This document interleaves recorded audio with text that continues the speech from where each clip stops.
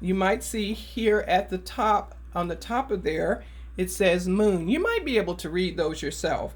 The next one is morning. The next one is noon. And the next one is evening. So you can kind of look at those little lines that indicate what time of day it is on the top of that little arc. The next one to that, the zigzaggy one, is lightning.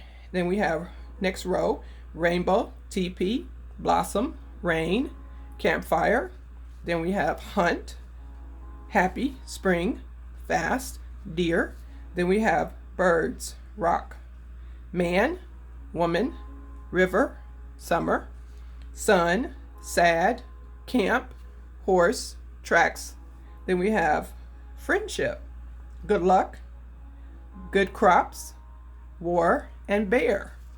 So these symbols, each one of those symbols, have a specific meaning. So if you can see that in chat, we're going to use that in just a moment. All right. I'm going to show you how to do the lines on here first. And I'm going to turn the camera down so that you can see my paper right here. So I think you can see that. And what you're going to do is 4 lines that divide the paper into rows. And I'm going to use my orange to do that. So going across like that, 1, going across like that, 2, and going across like that, 3. So you're dividing it into 4 sections. All right. And if you need a little help with dividing it, here's one thing you can do. Fold your paper in half, so it's hot dog, then fold it again in half. And that gives you 4 lines to go by. Okay, and then you kind of have to like straighten it out after you do that. All right, and then you just draw your lines on each one of those folds. That gives us 4 spaces. So it's really 3 lines, not 4 lines. So you're going to have your 4 spaces after you draw those 3 lines. All right. Now what I want you to do with those 3 lines is take your orange crayon, and I want you to color over that nice and dark. Make it nice and dark. Nice thick lines with your crayon. Nice and smooth, nice and even all the way across. All right, so I'm about finished with mine. And now what I want you to do, and you can use your other light colors. So we're going to be doing what's called crayon resist if you're painting. If you're coloring, you're just going to be doing blocks of colors and use your different colors to write the symbols. Or you can use black to do the symbols. It's up to you. So I'm going to just point you to this one that I did here to give you an idea of what we're doing. So right up here on the board here, I'm going to take this down and bring it over closer. So right up here, you'll see that I have some of those symbols in here with my crayon, and then every row I painted a different color. And wherever the crayon is drawn really strong, the color will not stick, and you'll still be able to see the yellow or the white or the peach or the orange, the light orange colors. So if you can see that up close, our crayon resists. Wherever I put white, like that circle, or orange, or yellow, the paint will not stick there. That's called crayon resist. So what we're going to do is this very same thing to get our crayon resist. It's kind of a Native American color palette or scheme with Native American symbols. It's a rainbow painting with fall color. Okay, so now what I want to do is I'm going to take one of those symbols. I think I'm going to use blossom, and I'm going to draw that blossom shape, but I'm drawing it with my white crayon because I want that to show up as a blossom flower thing when I start painting. And you'll see what I mean once I get going here. All right, so let me put this down so you can see that I am coloring these little rows of blossoms. I'm going to put 4 of them, that blossom symbol. So you can pick one from the symbol sheet to do your first row with a light color crayon. And make sure you color nice and hard with your crayon. Okay? All right. Anybody have questions? Let me see what I need to ask. I have a question. Okay, go ahead. What kind of shape do we need to draw in the first row? You pick one from the symbol sheet in chat. Okay. So whichever one you want to use on the first row. And then the second row, now you can think about if you're telling a story or something. So I have 4 blossoms. And next, what I'm going to do is pick another symbol and go to the next row, but I'm also going to use a different color. So I'm going to use TP. So my blossoms are next to my teepees. That's the Native American house, which is used to travel. So the Native American people who travel might put up their tent, which is called a teepee. All right, I have somebody who needs to be on mute. Excuse me. All right. Yes. Do you supposed to do paint too? Yes. If you have paint, you are able to use your paint for this project.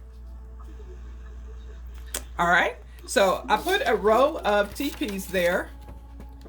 And now I'm going to color it in a little bit harder so that when I paint over it, it will give me the crayon resist that I'm looking for. Okay? That means that the crayon is not going to stick. It's going to resist where the watercolor is going to resist where the crayon is. So I'm just kind of filling this in. Nice and hard, nice and bold lines. And remember, we're using all our fall colors.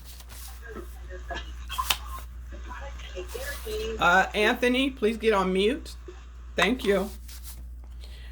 Let's see, here we go. Almost done with all my little teepees.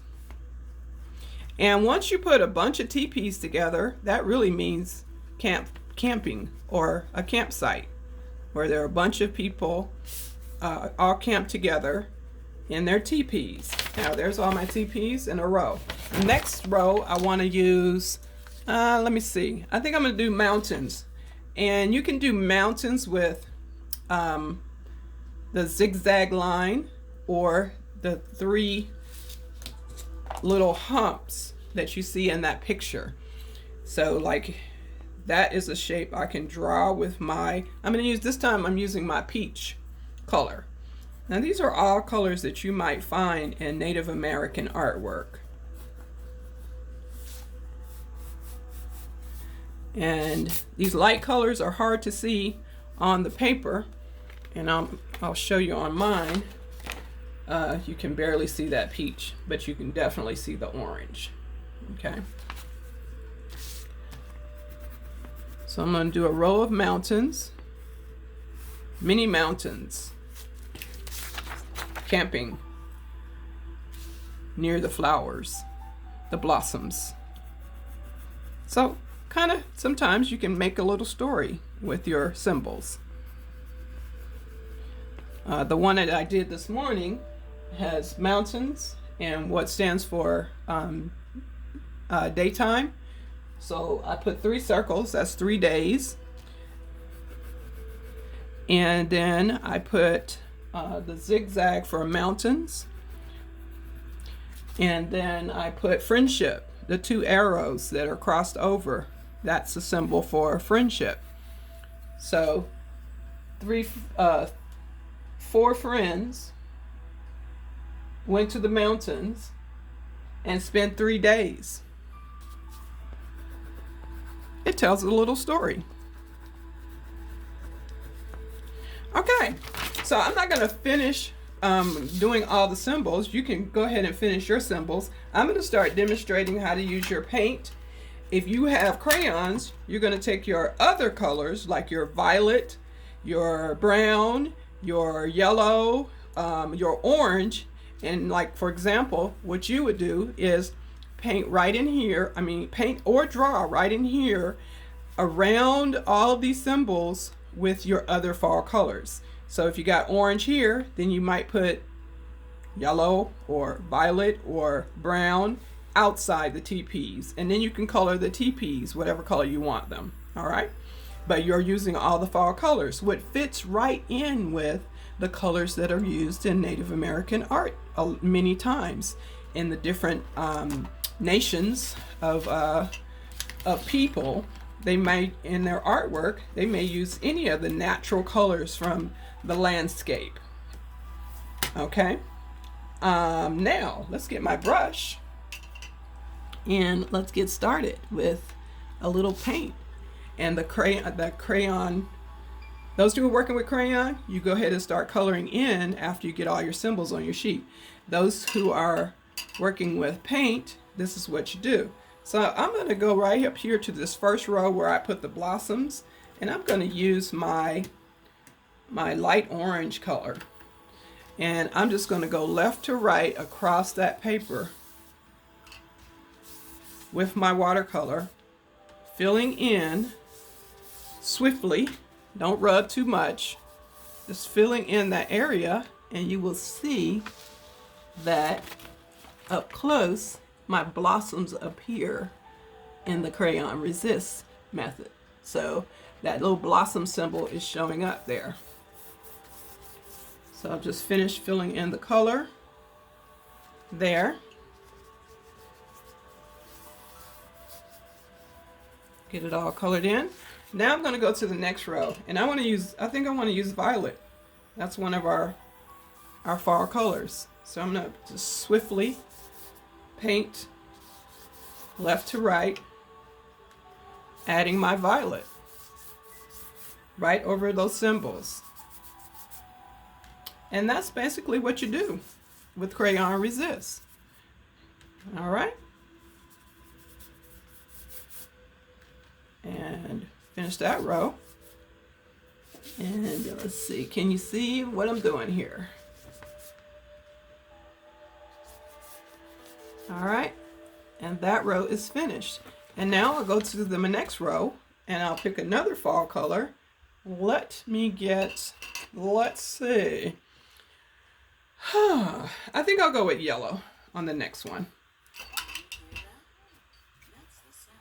Let me get some water. You got to put a few drops of water on your paint, and then you rub it gently with your paintbrush and just paint over that. And then I got my mountains.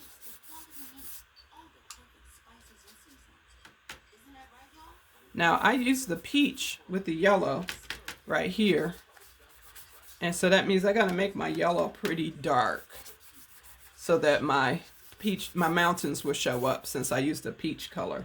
So what I'm going to do, I'm going to make a little change. I'm going to change this to brown so that the darker color will make my mountains come up a little bit better. And I can mix yellow and brown together and it'll still be brown. It just might be a little different brown. All right. So I'm thinking that you guys are seeing this, but you're seeing it a little bit upside down. So I'm going to turn it around and hold it up this way so that you can see what I've done. So everywhere that I put a symbol with the crayon, the paint just goes right over it and kind of like looks like it's behind it. Okay, that's called the resist. All right, you may pick whichever symbols all the way down your sheet. I just didn't do this part because I wanted to go ahead and demonstrate. You may put your symbols all the way down on each row, and then do your crayon resist. If you are using crayons, then you're going to be coloring each of your shapes and around those shapes. All right? So does anybody have questions?